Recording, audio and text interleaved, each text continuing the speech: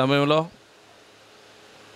ఈ దినాన దేవుని మహా సంకల్పాన్ని బట్టి ఈ కంటైనర్ రూమ్ ప్రారంభించుకుంటానికి దేవుడు కృప చేసి ఉంటున్నారు.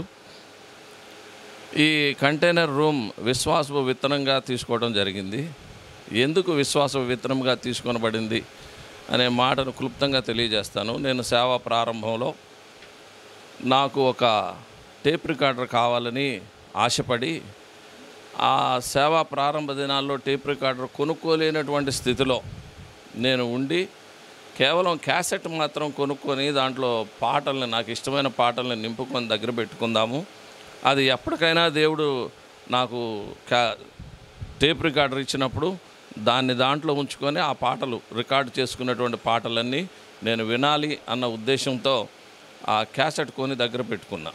ఆశ్చర్యం ఏంటంటే నేను సంవత్సరానికో 2 సంవత్సరాలకో టేప్ రికార్డర్ వస్తుందేమో అనుకున్నాను, కానీ ఒక నెలలోనే దేవుడు టేప్ రికార్డర్ ఇచ్చారు. దేవునికి స్తోత్రం. నాకు ఇక అప్పటి నుండి ఒకలాంటి విశ్వాసం ప్రారంభమైనటువంటి ఆ విశ్వాసాన్ని బట్టి తర్వాత టేప్ రికార్డర్స్ పోయినాయి, సీడీ ప్లేయర్స్ వచ్చినాయి. అప్పుడు సీడీ ప్లేయర్ 3,000 పెట్టి సీడీ ప్లేయర్ కొనుక్కోలేను. విశ్వాసపు ప్రారంభ దినాలు అవి, సేవ ప్రారంభ దినాలు. సీడీ కొనుక్కొని పెట్టుకున్న 25 రూపాయలకో 30 రూపాయలకో. దేవుని మహాదయను బట్టి నెల రోజుల్లోనే నాకు సీడీ ప్లేయర్ కూడా అనుగ్రహించబడింది. తర్వాత ఒక కంప్యూటర్ కావాలని చెప్పి కోరుకున్నా. గుంటూరు వెళ్ళి దాని వివరం తెలుసుకుంటే 30,000 రూపాయలు చెప్పాడు. 30,000 రూపాయలు పెట్టి కంప్యూటర్ కొనలేని పరిస్థితి. కానీ ఆ దినాల్లో కంప్యూటర్ టేబుల్స్ క్రొత్తగా వచ్చినాయి. నేను దాన్ని బేరం ఆడితే 800 రూపాయలకి కంప్యూటర్ టేబుల్ ఇస్తానన్నాడు. తెచ్చి ఇంట్లో కంప్యూటర్ టేబుల్ పెట్టుకున్నా.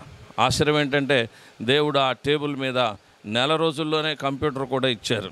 దేవునికి స్తోత్రం.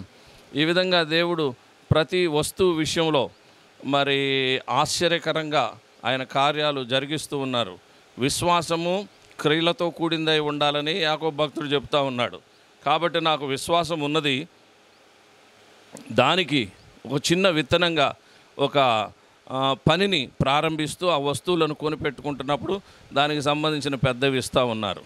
ఇదే క్రమంలో భాగంగా ఒక దినాన వాక్యం చెప్పేటటువంటి సందర్భంలో ఇశ్రాయేలు రాజు, యూదా రాజు అయినటువంటి యెహోషాపాతు మరియు ఎదోము రాజు ముగ్గురు కలిసి మోయాబు రాజు మీద యుద్ధానికి బయలుదేరినప్పుడు ఆ దారిలో అరణ్య మార్గంలో వారికి నీరు అయిపోయినప్పుడు వారు ముగ్గురు కలిసి ప్రక్కనే ఉన్నటువంటి ఎలీషా అనేటటువంటి దైవ సేవకుని దగ్గరికి వెళ్ళి ప్రాధేయపడతారు. అయ్యా నీరు లేదు అని చెప్పినప్పుడు ఆయన అంటాడు, నా దగ్గరికి వీణ వాయించేటటువంటి ఒకరిని తీసుకొని రమ్మన్నప్పుడు వీణ వాయించే ఒకరిని తీసుకొని వచ్చినప్పుడు దేవుని ఆత్మ బలంగా ఆయన మీదకి దిగి వచ్చినప్పుడు ఆయన చెప్తాడు, రేపు పొద్దున గాలి ఉండదు, వర్షం ఉండదు, కానీ నీరు సమృద్ధిగా మీ దగ్గరికే ప్రవహించుకుంటూ వస్తాయి.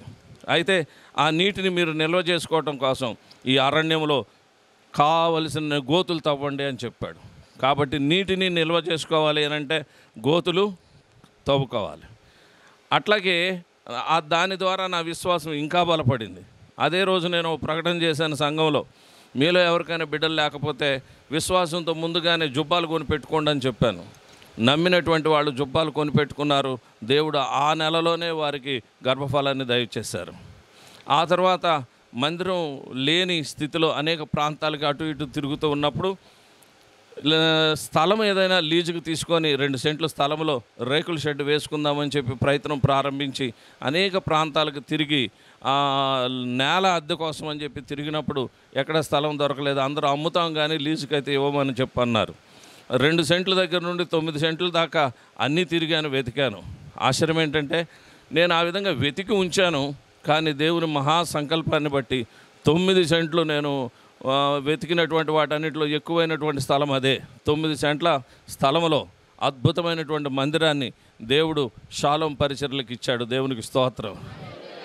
కాబట్టి మనం విశ్వాసముతో దేవుని వైపు చూస్తున్నప్పుడు విశ్వాసము క్రియలతో కూడా కార్యసిద్ధి కలుగజేస్తుంది అని చెప్పి వాక్యం చెబుతూ ఉంది. ఇప్పుడు దేవుడు మనం మందిరం నిండిపోతూ ఉంది, బయటకు వెళ్ళి ఆరాధన చేసుకోవాలని చెప్పి అనుకుంటా ఉన్నాం. విశాలమైనటువంటి స్థలం కోసం, 1 ఎకరం పొలం కోసం ప్రార్థన చేస్తున్నాం. దైవ సేవకులను పంపించి దేవుడు మీకు 3 ఎకరాల పొలం ఇవ్వబోతున్నాడు, దాంట్లో అన్ని రకాలైనటువంటి 5 రకాల ఆఫీసెస్ ఉంటాయి అని చెప్పి ప్రవచించడం జరిగింది.